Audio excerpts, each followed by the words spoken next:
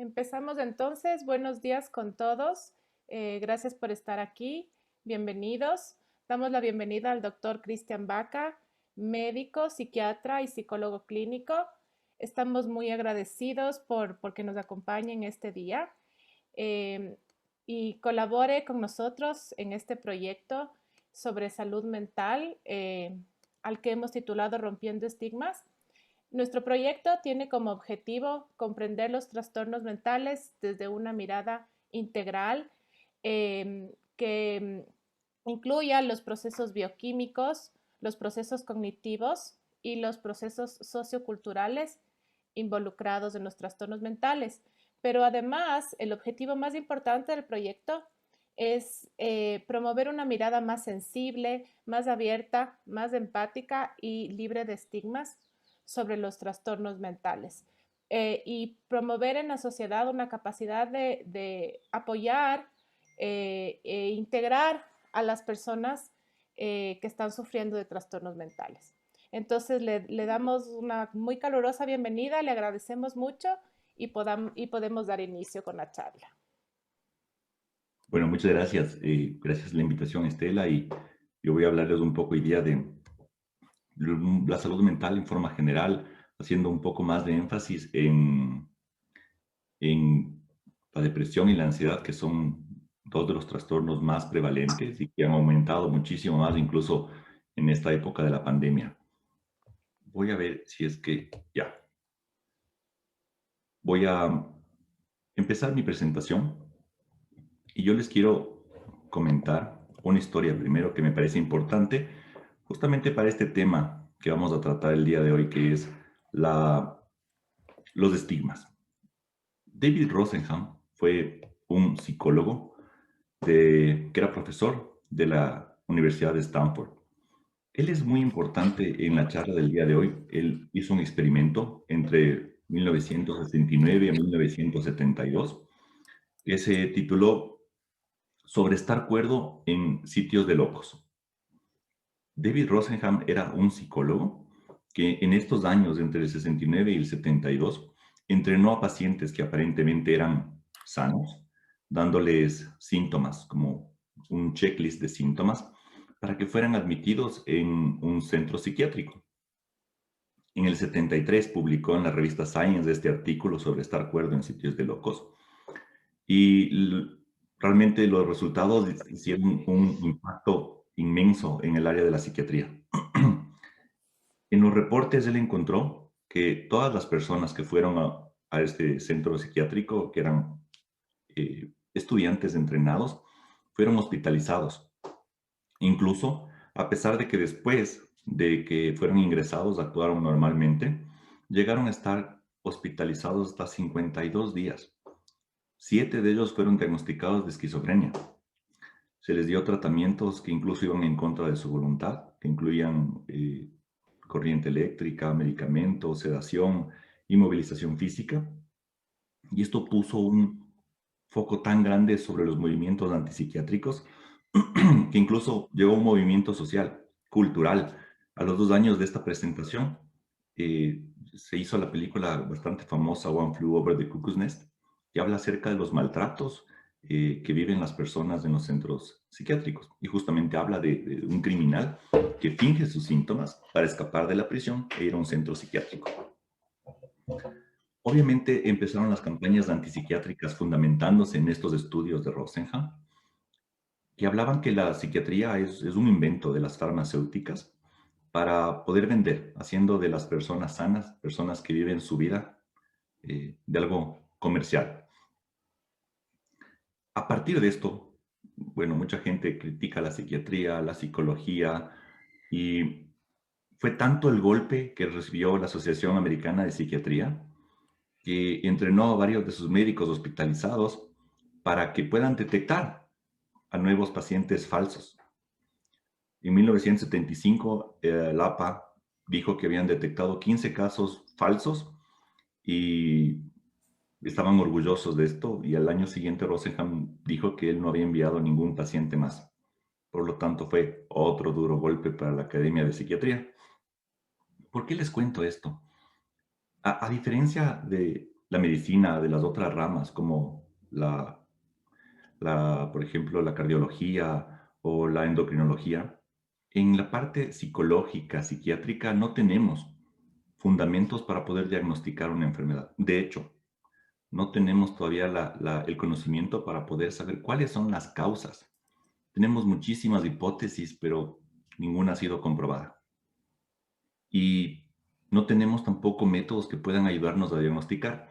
No hay un examen de sangre que te hagas y te digas estás deprimido o estás ansioso, lo cual genera un poco de incertidumbre en los médicos. Incluso otros médicos dudan de la psiquiatría. A veces los psicólogos dudan de la psiquiatría.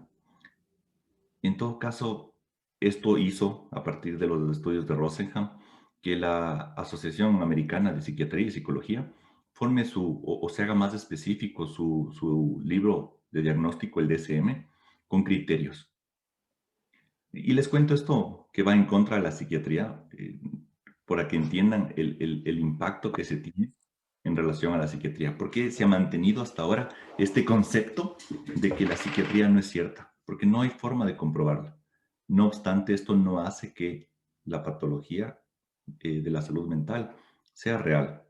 Se habla, por ejemplo, por esto de que son trastornos y no enfermedades, porque no hay un método que nos ayude a identificar. Por ejemplo, en la diabetes, un examen de sangre para ver cómo está el azúcar, la glucosa, y podemos confirmar.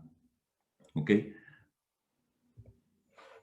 Ahora, me gustaría hablar de qué es estigmas, porque vamos a decir que este programa es romper los estigmas. Tomo unas palabras de Dostoyevsky de su libro La casa de los males. El presidiario sabe perfectamente que es un prisionero, que es un réprobo y conoce la distancia que la separa de sus superiores, pero ni estigmas ni cadenas le harán olvidar que es un hombre. Y esto es básicamente lo que pasa muchas veces en los trastornos de la salud mental. Las personas llegan a tener su identificación mediante su enfermedad. Se consideran que ya no son personas. Ya no soy Cristian, sino soy un deprimido, soy ansioso, y esto es parte del estigma. Y muchas veces estas etiquetas hacen que nos olvidemos que también somos personas o que la persona que está al lado nuestro es una persona, no es una enfermedad. Entonces, ¿qué es un estigma? Es esto, es una etiqueta negativa, es un prejuicio, es decir, es emitir un criterio bueno o malo, correcto o incorrecto, antes de conocer a una persona. Es también una creencia, porque lleguemos a creer que las personas deprimidas son vagas o que no tienen fuerza de voluntad o que son débiles o que los ansiosos son miedosos. Y también es una actitud, porque como tenemos estos prejuicios que son adelantados, nos comportamos de forma agresiva, hostil o poco tolerante. ¿Cuáles son los problemas del estigma a nivel social? Y en esta cita de Goffman habla de esto, de lo que les mencionaba, de cuál es el impacto de las especialidades psicológicas, psiquiátricas y cómo las personas en esta rama tenemos que luchar para validar las enfermedades sin tener una prueba tangible. Muchas veces las propias personas que están sufriendo estos trastornos tienen resistencia a aceptarlo, obviamente. Tienen preocupación de ser etiquetados como deprimidos, ansiosos, bipolares. Esto también se fundamenta en la falta de comprensión y esto genera violencia o acoso. Y generalmente el principal problema que parte del desconocimiento es el aislamiento. Como me siento así, tengo miedo de ser juzgado y termino aislándome de mi familia, de mis amigos, de mis seres queridos. Si en algún momento tienen alguna pregunta, me pueden interrumpir, no tengo problema, no podemos esperar hasta el final. Me hablan porque como estoy compartiendo la pantalla, no puedo ver si es que me alzan la mano. ¿Cuáles son las razones para ir acabando con este estigma? Obviamente es mejorar el tratamiento, es mejorar la calidad de vida de estas personas. Eh, He tomado esto de la Organización Mundial de la Salud y este dato es súper importante. Una de cada 4 personas en algún momento de su vida va a sufrir una enfermedad mental. Esto es súper alto, más del 50% en algún momento. En la adolescencia, en la vida adulta o en la vejez, van a tener algún trastorno que está catalogado dentro del manual de psiquiatría o psicología. Lo importante de esto es que a pesar de que hay tratamientos psicológicos, psiquiátricos, el 66% no busca atención. Y esto es justamente por el temor que hay de que sean identificados o catalogados como enfermos mentales. Porque a nadie le da vergüenza decir tengo cáncer o soy hipertenso, pero la gente tiene muchísima vergüenza decir soy deprimido, ojo, o yo tengo depresión, que sería lo correcto. Como les comentaba, esto se fundamenta en el desconocimiento. Por eso este tipo de campañas son fundamentales, no para normalizar los trastornos mentales, sino para aceptar que esto también son algo común y que no debería ser algo que nos avergüence. En realidad hay que terminar la asociación de considerar que una persona que tiene depresión o que tiene ansiedad ha fracasado.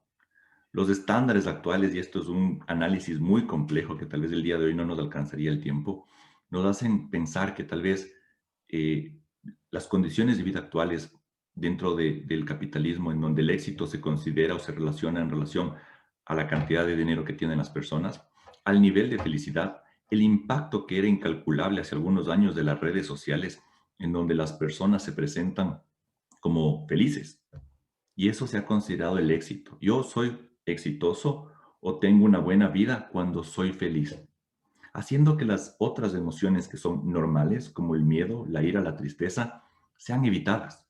Si es que yo soy triste, entonces he fracasado en la vida. Entonces, una de las principales cosas o más importantes es, dentro de esto, aceptar que yo no estoy bien, aceptar que tal vez algo no está bien conmigo. Porque cuando lo aceptas, aceptas el tratamiento. Y más adelante voy a finalizar con cuál es el tratamiento. Acceder a información, que actualmente hay muchísima y por eso mismo hay que saber dónde buscar o a quién pedir. Y como les decía, no etiquetarse a uno mismo. Si en algún momento llega a tener un diagnóstico, que como les decía es uno de cada cuatro, o sea, en algún momento probablemente de los que estamos aquí, más de la mitad llegará a tener, no identificarnos con nuestra enfermedad. No somos deprimidos, no somos ansiosos, somos una persona que tiene una enfermedad, así como que cualquier otra. Ahora voy a hablar de la depresión. Y Estela me había comentado que ustedes ya estaban viendo la parte biológica, genética, por lo que no me voy a detener mucho. Tal vez les voy a dar datos que son más actuales, son últimos, para que vayan comprendiendo cómo se basa la depresión. Algunos datos importantísimos. Para la OMS, la depresión es uno de los trastornos más importantes. Se consideraba que para este año iba a ser la principal causa de ausentismo laboral. Es decir, ya no iban a ser los accidentes de tránsito, las enfermedades, las cirugías, sino la depresión. Porque ya les voy a explicar cuáles son los síntomas de la depresión que hace que a nivel laboral las personas tengan un gran problema para ir a trabajar, para atender a clases, para comprometerse con su familia. A nivel latinoamericano, que es lo que nos importa, se considera, no tenemos estudios a nivel ecuatoriano, pero nos usamos los colombianos o los chilenos, que son los más actuales. Se considera que la depresión está entre el 10 al 15% de la población. Más o menos uno de cada 10 personas tiene depresión. Y esto es previo a la pandemia. Ahora actualmente se considera que las cifras se han duplicado o triplicado. Entonces habría que ver realmente cuál es el verdadero impacto una vez que salgamos del confinamiento y la pandemia, porque la infección como tal también provoca depresión, y esto ya les voy a hablar. Se considera que en los países europeos son donde más niveles de depresión existe, y seguido de Estados Unidos y impactantemente en Brasil. Y esto se ha asociado con la calidad de vida y el nivel socioeconómico que hay. Tres causas grandes e importantes que provocan depresión, y todas están interconectadas una con la otra. El factor genético. Una vez más, les recuerdo, no tenemos nada escrito, nada cierto, pero se considera que personas que son hijos de padres que han tenido un episodio de depresión mayor en su vida, sus hijos tienen un riesgo alto, de 2 a 3 veces más. Se ha comprobado que existe un factor genético porque en los gemelos monocigóticos que vienen de un solo óvulo puede ser de 40 al 50%. O sea, uno sí, uno no. Es muy alto. No obstante, no se ha identificado a ciencia cierta cuál es el gen, cuál es esa información en donde se identifica. Pero obviamente esto es como tener una carga previa. Biológicos, y aquí es un montón, enfermedades crónicas, inflamación, tumores, y no me meto a la parte que ustedes deben saber ya de las alteraciones de los neurotransmisores, pero fundamentalmente son estos. La inflamación y la infección es muy importante, especialmente en este momento de pandemia.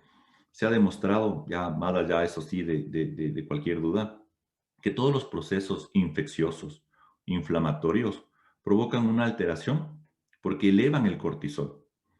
La elevación del cortisol constantemente, que es la hormona del estrés, provoca una alteración crónica de los neurotransmisores involucrados en la depresión y la ansiedad, noradrenalina, serotonina. Entonces, se ha visto, y esto se sabe incluso desde antes de la pandemia, que enfermedades como la gripe en los días siguientes provocan síntomas parecidos a la depresión. Y de hecho los gringos le dicen la depression blues o flu blues, porque se considera, esto está probado, y dentro de lo que es el coronavirus, se ha visto que uno de los principales síntomas de inicio puede ser mayor ansiedad, crisis de pánico o depresión, ni siquiera síntomas respiratorios. Entonces, la asociación entre infección y depresión es muy alta. Y psicosociales, es decir, tu personalidad, tu temperamento, los traumas tempranos de la vida, pérdidas importantes durante la infancia, y el estrés emocional crónico. Como les decía, como se eleva tanto el cortisol, que es la hormona del estrés, se genera una disfunción. Y es que hay que considerar que somos un sistema. No somos, en nuestro cuerpo todo está interconectado. Si nos falla el corazón, esto va a tener repercusiones en el cerebro. Si nos falla el riñón, en los pulmones. Por lo tanto, si hay una alteración de las hormonas, también puede llegar a la parte del cerebro. Imagínense, porque no se sabe la causa exacta de cómo es la depresión, que ustedes tienen una mochila y en esa mochila van poniendo piedras, que pueden ser más grandes o más pequeñas. Una piedra, por ejemplo, puede ser el antecedente de haber tenido un padre que tenía depresión. Otra piedra puede ser tu personalidad, que no tolera adecuadamente la frustración. Otra piedra puede ser tal vez un cambio de domicilio o de casa durante tu infancia. Otra piedra puede ser un estrés elevado por clases. Todo esto hace que en algún momento cualquier desencadenante chiquito, solamente te ponen una piedra pequeña que puede ser jalarte el año, una ruptura amorosa y se desencadena la depresión. Por lo tanto, no es una sola cosa, son muchísimas, es como que la confluencia de varias causas. Por eso no se llega a un diagnóstico, porque personas que les decía, se ha identificado un gen, personas que tienen el gen tienen más probabilidad, pero eso no significa que todas las personas que tienen el gen son deprimidos. Por lo tanto, es imposible hablar de factores biológicos, de establecerlos puntualmente, sino se habla de que es la combinación de todas, como una tormenta perfecta más o menos. Esta es la parte que yo les decía que quiero hablarles porque es algo bastante actual que no se conoce mucho. Este BDNF es una proteína que existe en el cerebro. Es el factor neurotrófico derivado del cerebro. Estas son siglas en inglés para factor neurotrófico. ¿Qué significa esto? Neurotrófico significa que favorece el crecimiento de neuronas. Y esta proteína se ha visto que cumple una función increíble en la plasticidad, es decir, en la generación de nuevas neuronas y en la formación de nuevas redes conductuales. A más BDNF, mayor capacidad de resiliencia. Resiliencia es nuestra capacidad de reponernos después de un trauma. Viene de un término físico-químico. En realidad, resiliencia es cuando un metal le golpeas, le deformas, el metal vuelve a su forma original. Y se ha tomado esto en la psicología, nuestra capacidad de tener un trauma que nos dobla, nos hace caer y volvernos nuevamente a ser nosotros mismos. Este BDNF se asocia con esta plasticidad, con esta capacidad de recuperarnos, de tener más neuronas, de generar nuevas conexiones. Y las conexiones son importantes. Imagínense una autopista. Si solamente habría una vía, como pasa en Quito, importante, que conecta el norte con el sur, si se congestiona, no avanzamos en el tráfico. Pero si habrían unas 5 autopistas, 6 autopistas, el tráfico fluiría y no habría problema. Entonces, esto hace el BDNF. construir autopistas que facilitan la comunicación en el cerebro. A menos BDNF, menos autopistas, más posibilidad de un atasco y todas las complicaciones que eso podría tener. ¿Cuáles son las causas que se ha demostrado, por ejemplo, y esto sí se ha demostrado en personas que han tenido un trauma de vida, abusos físicos, sexuales, muertes de familiares, bullying, han hecho que estas personas tengan menos BDNF, por lo tanto haciéndoles que sean más proclives a tener depresión y ansiedad. Porque el BDNF, cuando está ausente, provoca la apoptosis celular, es decir, la muerte pronta de las neuronas. A mayor BDNF, mayor recuperación, más neuronas, más caminos. Se ha demostrado que los antidepresivos tienen un efecto en aumentar esta proteína, pero otras cosas más que les voy a explicar más adelante, porque la medicación no es lo único que nos ayuda en la depresión. ¿Cuáles son los síntomas de la depresión? Son tres fundamentales, porque a veces consideramos que estoy triste, estoy deprimido. Y de hecho muchas personas dicen, es que estoy deprimido cuando tienen tristeza. Y la tristeza es una emoción que es innata a la vida. Es un instinto, como sentir sed, como sentir hambre. Nos da una información. La información que nos da es que tenemos un vacío, que hemos sufrido una pérdida. Entonces, cuando esta tristeza es depresión, es decir, ya es una enfermedad, es patología. Vamos a ver, se necesitan al menos dos de las siguientes tres que les voy a decir. Primero, tristeza, tristeza constante. Y esto les digo porque tal vez muchos de ustedes pueden estar sintiendo esto y es importante que vayan identificando. Pero en las mujeres hay más tristeza. De hecho, los estudios demuestran que las mujeres tienen mayor depresión que los hombres y esto se ha demostrado, a más de que tiene un componente biológico, se asocia con la presencia de estrógenos. Se ha demostrado que tiene también con la forma de crianza. Las mujeres está bien que lloren, los hombrecitos no, los niños no lloran. Nuestros padres a veces hasta nos dicen, no llores, que pareces mujercita de una forma ofensiva, como si llorar fuera negativo o ser mujer fuera negativo. Entonces, en los hombres no hay mucha tristeza, hay irritabilidad. Entonces, hombres dicen, no, es que no estoy deprimido, pero todo me molesta, todo me enoja, no soporto la música, no soporto que hablen, no soporto que me digan las cosas porque exploto. Entonces, no solamente es tristeza, sí, es en el caso de algunas personas, pero a veces también es de estar harto, todo me enoja. La segunda es dificultad para disfrutar, cosas que antes me gustaban. Antes me encantaba salir con mis amigos, ahora ya no, me aburro. Veo series, no disfruto. Juego juegos de video, no disfruto. Estoy con mi pareja, no disfruto. Entonces, esto ha hecho que las personas se aíslen, porque ya nada les gusta. Y esto es uno de los síntomas importantes de la depresión, porque como no disfrutan, no tienen motivación. Entonces, estudiar, imposible. La tercera es la fatiga, y los estudios actuales demuestran que la fatiga es mucho más frecuente que la irritabilidad o que la tristeza. Personas que están cansadas todo el tiempo a pesar de que duermen, o duermen 10, 12 horas al día. Se ha visto que podría ser que estén deprimidos, o podría ser la primera causa o el primer síntoma de alarma de depresión.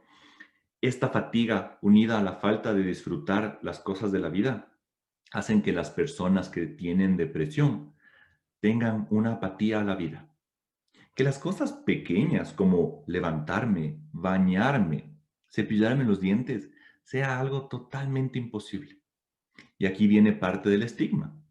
Cuando no nos damos cuenta nosotros mismos que estamos deprimidos, vienen los sentimientos de culpa. Es que no sirvo para nada. Soy una pendejada, defraudo a todo el mundo, están decepcionados de mí y las otras personas también te lo dicen. Pero vamos, pon de parte, motívate. Y eso es bastante injusto. Es como decirle a alguien que tiene cáncer, oye, métele ganas, cúrate el cáncer. No hay cómo, porque no funciona así. Entonces, esto también es parte de romper los estigmas, comprender que una persona que tiene depresión no es vaga, no es tonta, sino que está pasando por una alteración neurobiológica, que físicamente su cuerpo no tiene la energía para hacer las cosas. Los otros síntomas que se complementan a la depresión son los cognitivos o los mentales, y esto es súper importante. Fallas de memoria. dificultad para atender o concentrarme. Y esto hace que las personas se sientan tontas. No puedo entender lo que me está diciendo la profesora.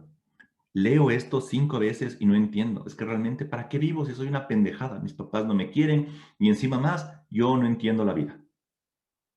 Y ahí se cierra un círculo de pensamientos negativos constantes, catastróficos. No me voy a graduar, nadie me va a querer, autorreferenciales, todo me sale mal. Y esto se complementa ya finalmente con ideas de hacernos daño o ideas de quitarnos la vida. Entonces, ojo a esto, porque la depresión también es esto.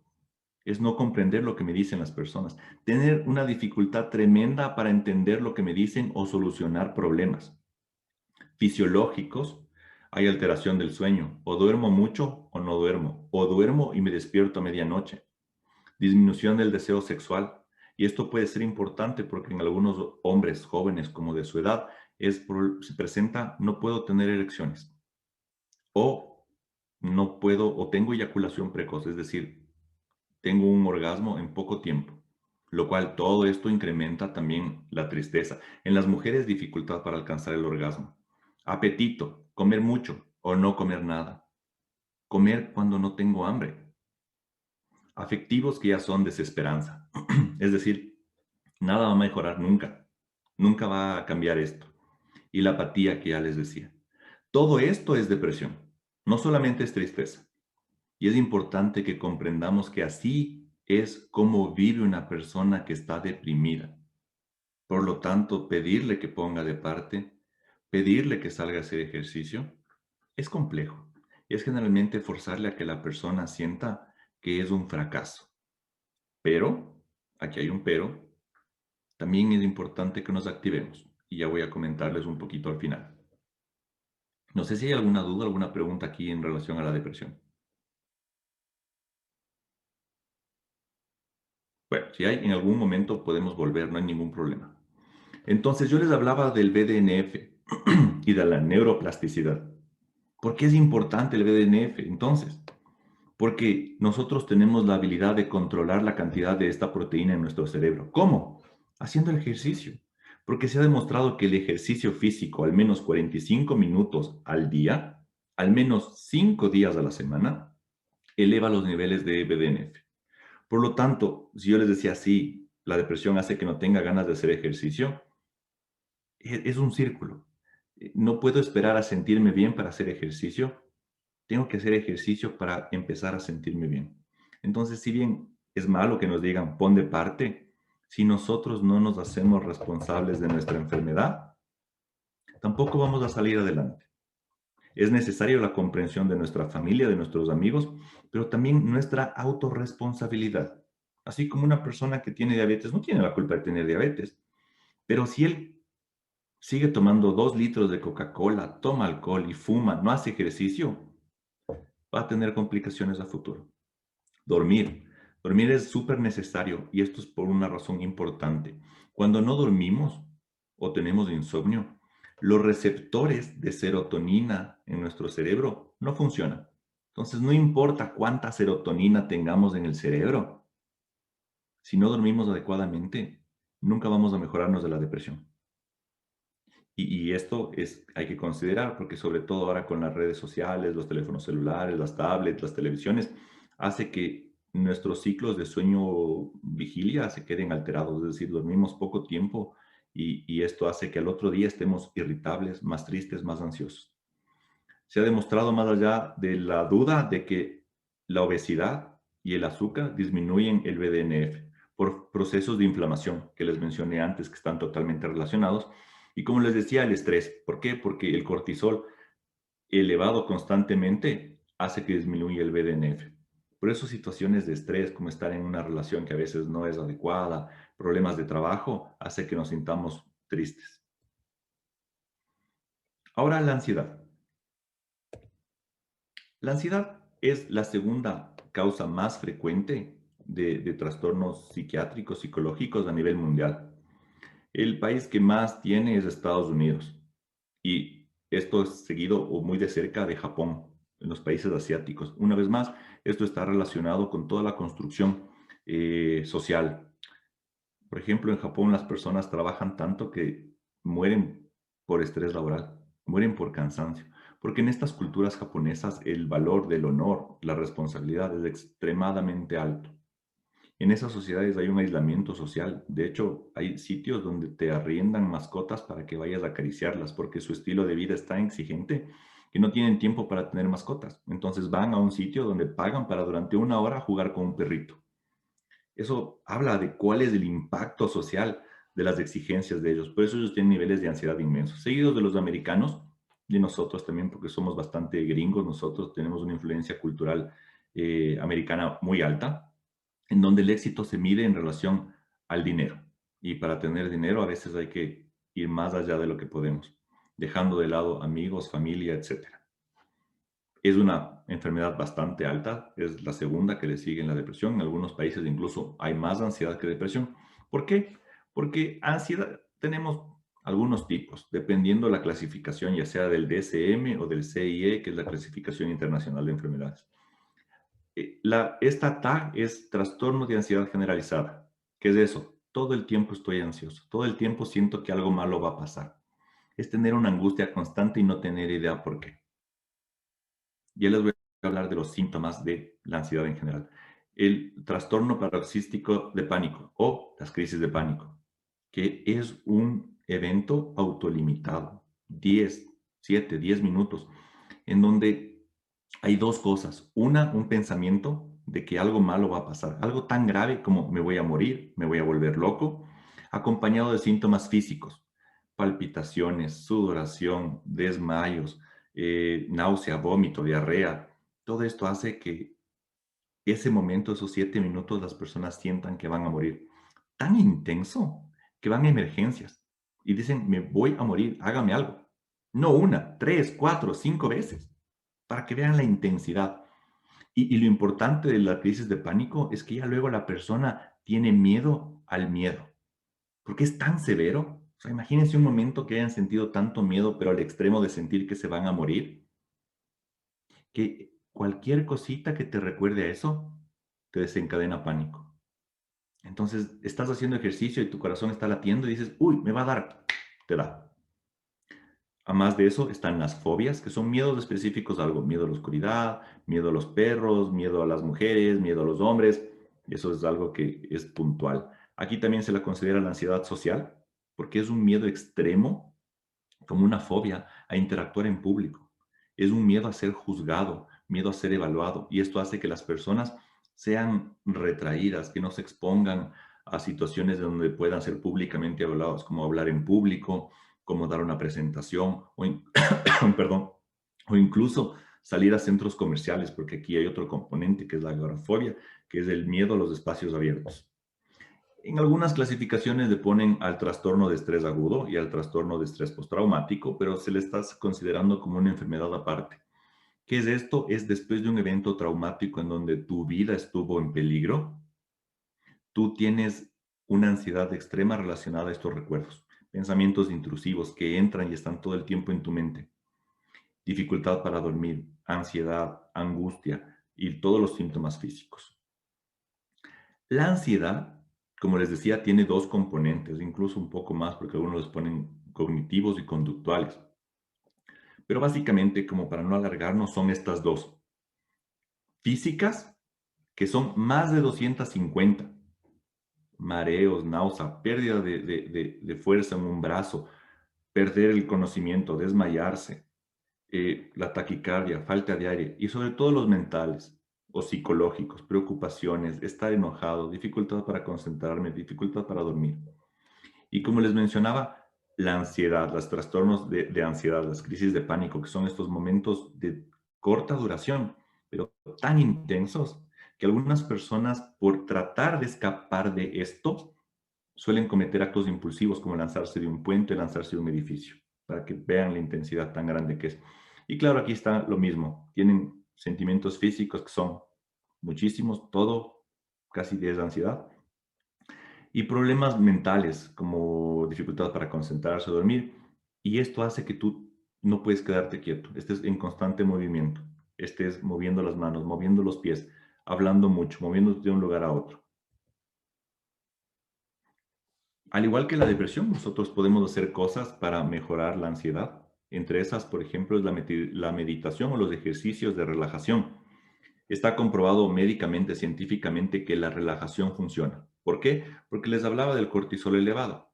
El cortisol elevado eleva la adrenalina. La adrenalina es un neurotransmisor en el cerebro y una hormona en el cuerpo que hace que tú te pongas en modo ataque o huida.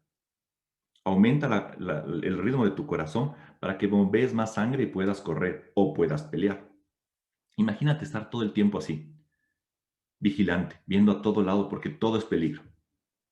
La respiración hace que los ejercicios de respiración, respirar lento, meditar, hace que baje tu frecuencia cardíaca, porque hay un sensor en el corazón que detecta que respiras más lento y por lo tanto le manda una señal a tu cerebro que te dice, oye, tranquilo, o sea, estás alterado, pero estás respirando lento, algo debe estar bien. Baja tu frecuencia cardíaca, baja tu presión arterial, baja la adrenalina. Mientras más lo ejercites, mejor es. Es como amarrarse los cordones. Mientras más lo practicas, mejor te sale. Cuando eras chiquito decías, es que esto no funciona. Dabas 2 pasos, se desamarraba y te demorabas un montón. Ahora te amarras los cordones y puedes estar hablando con otra persona, puedes estar viendo la televisión. Ya probablemente ni te acuerdas cuando te amarraste. Algunas personas se amarran una vez los zapatos y luego solo sacan y meten el pie. Así de bueno nos hacemos amarrando los cordones. Igual es la respiración. Cuando aprendes a respirar bien y la haces 3 veces al día, 5 minutos cada vez, es una habilidad que luego es automática. Ya les hablé de dormir bien, encontrar hobbies o cosas que nos ayuden a liberar el estrés. Les hablé del ejercicio. Indudablemente se ha demostrado que el sol y el aire libre mejoran los niveles también de BDNF. Participar en actividades comunitarias, comer saludablemente, evitar los estimulantes, energizantes como Monster, Red Bull, B220. Es un estimulante, como su nombre lo indica, te estimula. O sea, te va a dar taquicardia, te va a dar sudoración. O sea, si tienes ansiedad, no lo hagas. El alcohol te desgasta todas las reservas de serotonina y noradrenalina. O sea, tomas y el chuchaqui, estás deprimido y ansioso. O sea, si ya tienes depresión, no lo hagas. Y como siempre, hablar con alguien de confianza. ¿Cuáles son los tratamientos? Y esto dejé al final, porque es casi lo mismo para ansiedad y depresión. La parte psicológica es fundamental. Hay muchísimas terapias, muchísimas corrientes. No me acuerdo, creo que son más de 300 las terapias que están aprobadas en el APA, en la Asociación Americana de Psicología. Algunas tienen eficacia, las que están ahí están demostradas. ¿Cuál? La que te convenga, con la que te identifiques, porque hay unas más enfocadas a los pensamientos, otras más a los sentimientos, otras más enfocadas a la familia, otras más enfocadas a tu aspecto de crecimiento y desarrollo personal. Esto demostrado científicamente que tiene un efecto muy similar a los medicamentos. Entonces, ¿la psicología sirve? Sí. De hecho, es la piedra angular para la depresión y la ansiedad. Es decir, todas las clasificaciones de la depresión tienen que ser tratadas psicológicamente. La depresión leve, solamente con psicología. La moderada, puedes usar fármacos, pero de ley psicología. En la grave, de ley necesitas fármacos y psicología. En la ansiedad, el primer tratamiento es la psicología. Si no sirve, vas a los medicamentos. Es decir, la psicología siempre está aquí. Es parte fundamental del tratamiento de las enfermedades que están asociadas a la salud mental. ¿Por qué? Por muchísimas cosas, porque aumenta el BDNF, aumenta la plasticidad, nos ayuda a sacar nuestro pensamiento que está estructurado en una forma negativa hacia otro lado. Tiene evidencia de que sirve y realmente es fundamental. Más o menos para que tengan una idea, los medicamentos sirven, sí. Imagínense que tienen una infección, están con fiebre y dolor de garganta. Toman alguna medicación para bajar la fiebre, como por ejemplo paracetamol, ibuprofeno, te baja la fiebre, te quita el dolor, pero si tú no tomas antibiótico, el rato que dejas de tomar la medicación, el paracetamol, vuelve la fiebre. ¿Por qué? Porque no te curaste, solamente estuviste tratando los síntomas. Algo así sucede con la medicación. Muchas personas solamente toman la pastilla y ya, ¿funciona? Claro que funciona. Te sientes bien en poco tiempo, pero dejas de tomar y vuelve la depresión. ¿Por qué? Porque no has hecho el trabajo necesario. Los estudios demuestran que la combinación de psicología y medicamentos tiene una eficacia de casi el 95%. La psicología tiene una eficacia del 90%, los medicamentos del 85%, o sea, la psicología es mejor que los medicamentos, pero combinados son fundamentales.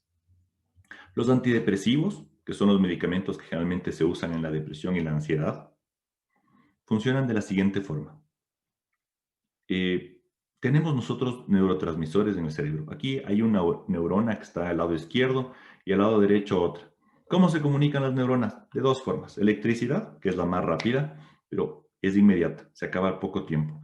Y con neurotransmisores, es decir, con sustancias químicas que provocan una respuesta. Esta no es tan rápida, pero tiene un efecto más duradero en el tiempo. Entonces, los neurotransmisores se almacenan en vesículas. Cuando hay un estímulo, se liberan. Y en este hueco que se llama la brecha sináptica, tienen efecto los neurotransmisores. ¿Dónde actúan los medicamentos? Aquí en esta flecha que dice reuptake, en el número 1. Es decir, hay enzimas que reabsorben, porque ¿cómo se eliminan estos neurotransmisores de aquí de la brecha? Tres formas. O se eliminan con enzimas, o sea, se destruyen, se difunden hacia otro lado, o tres, son reabsorbidas para ser utilizadas nuevamente. Es una forma de economizar, de reciclar. ¿Dónde funcionan los medicamentos? Aquí, bloquean la reabsorción. Entonces, tienes más serotonina en tu cerebro. Ese es el primer efecto. A las 2 semanas, tienes más receptores en el lado que es el postsináptico. Este es el verdadero efecto que hace el cambio. Imagínate que tú vas al estadio y tienes 100 asientos. En la depresión, tienes 4 personas en el estadio, es decir, 4 asientos llenos, y tienes todos los síntomas de depresión. Las primeras 2 semanas de tratamiento, al estadio llegan 400 personas. O sea, tienes un montón de personas, pero solo tienes 100 asientos. Eso pasa las 2 primeras semanas de tratamiento. Tienes mucha serotonina porque el efecto es inmediato, porque bloquearon la recaptación, pero no tienes dónde actúe. Entonces, durante las 2 primeras semanas de tratamiento, tú te sientes igual, sin cambios. Y de hecho tienes algunos efectos adversos porque la serotonina elevada provoca también molestias. Pero a las 2 semanas hay más asientos, ya hay 400 asientos. Entonces las personas se pueden sentar. ¿Qué significa esto? Que a las 2 semanas empiezas a sentirte mejor. Entonces los medicamentos tampoco funcionan inmediatamente. Requieren tiempo. Al igual que la psicología, es un proceso que tiene un tiempo de duración. Buscar resultados inmediatos casi nunca va bien. Esa es la parte cómo funcionan los medicamentos, por qué sirven, y esto a largo plazo también aumenta el BDNF,